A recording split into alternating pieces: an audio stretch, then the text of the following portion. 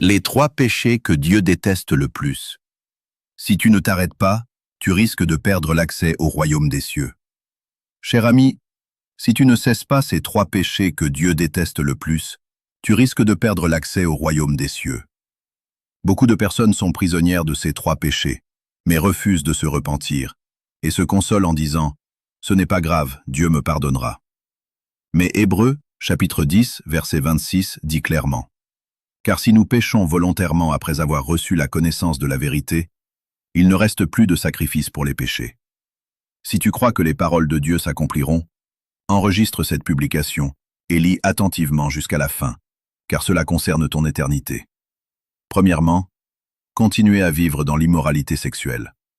Ce n'est pas une faiblesse passagère, mais le fait de se livrer continuellement ou à répétition à des relations sans retenue, tout en sachant que c'est mal, sans vouloir arrêter. Tu te dis « J'ai juste besoin d'amour ». Tout le monde fait pareil. Mais en réalité, tu es en train de te détruire toi-même. 1 Corinthiens, chapitre 6, verset 10 dit « Ni les efféminés, ni les infâmes, ni les voleurs, ni les cupides, ni les ivrognes, ni les outrageux, ni les ravisseurs, n'hériteront le royaume de Dieu. » Deuxièmement, l'adultère et l'infidélité persistant.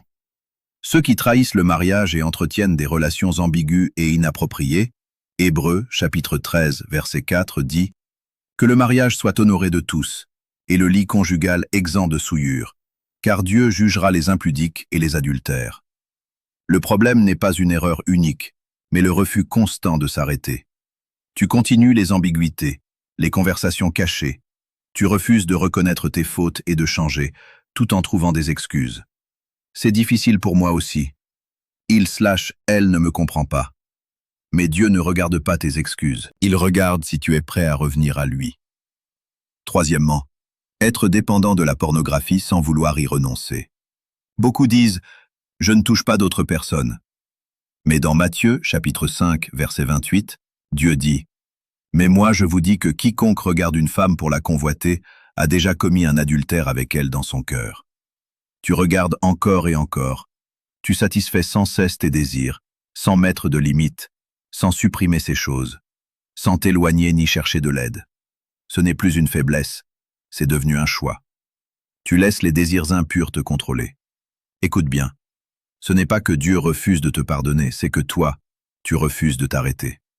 La grâce de Dieu est toujours là, mais elle est pour ceux qui acceptent de se repentir.